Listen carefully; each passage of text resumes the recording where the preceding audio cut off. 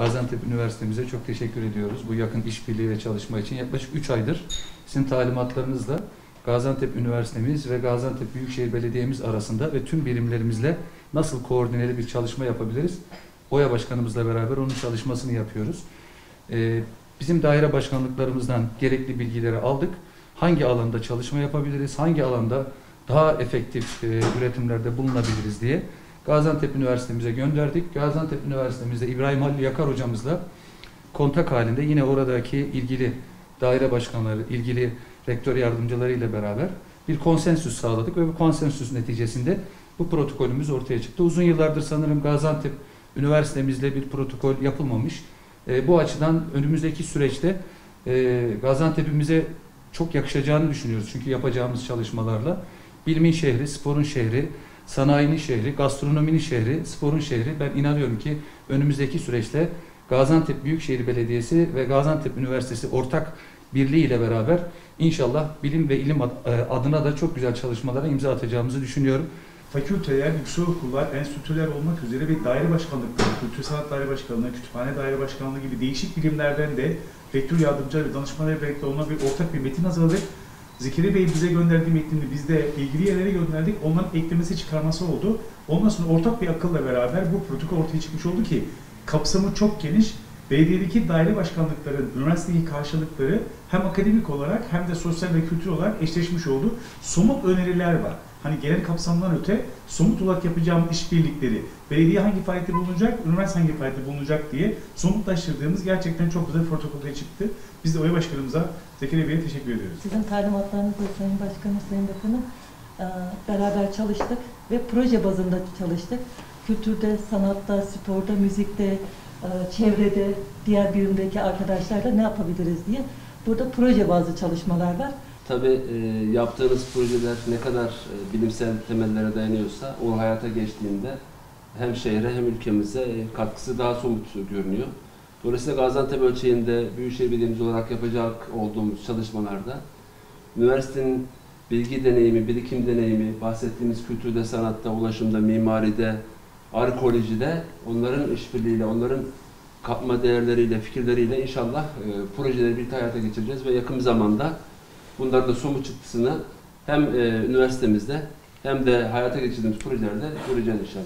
İnşallah bu dönemde bu tür çalışmalarla, protokolla bu kaynaşmanın daha güzel bir şekilde olacağına inanıyorum.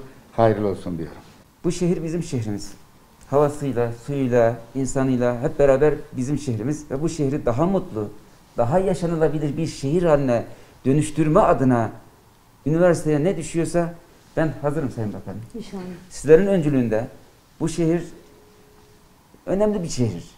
Bu şehri mutlu bir şehir haline getirmek için. Sonunda mutlu olacağız yani. En sonunda mutlu, daha az hasta olan, daha az stresli, daha yaşanabilir şehir adına üniversite ne yapması gerekiyorsa basının önünde söz veriyoruz. Birlikte daha çok iş yapacağız. İnşallah. Sosyal anlamda, siyasal anlamda, kültürel anlamda, ekonomik anlamda, sosyal anlamda her işi birlikte yapmaya basın önünde tekrar söz veriyorum. Tamam. Çok teşekkür ederim. Allah hayırlı mübarek eylesin. Sağ olun hocam. Her protokol çok kıymetlidir, çok önemlidir ama bugün atacağımız imzanın arkasına baktığınız zaman Gaziantep sanayi şehri, üreten şehir, Gaziantep medeniyet şehri, kültür şehri, Gaziantep aynı zamanda bereket hilalinin ortasında Mezopotamya'dan Doğu Akdeniz'e giden bir tarım şehri. Dolayısıyla bizim bundan kaynaklı lezzetin başkenti, arkeoloji şehri ama bunların yanına bizim koyduğumuz başka bir hedefimiz var. Gaziantep üniversiteler şehri, bilim şehri olsun istiyoruz.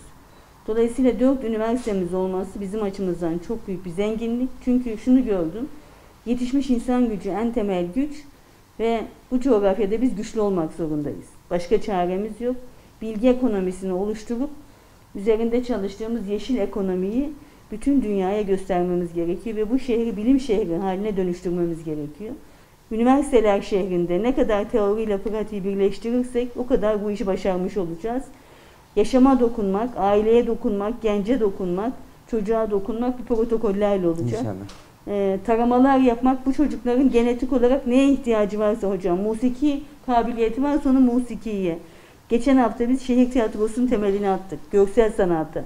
Bu çocuğun Teknofest'te gördük.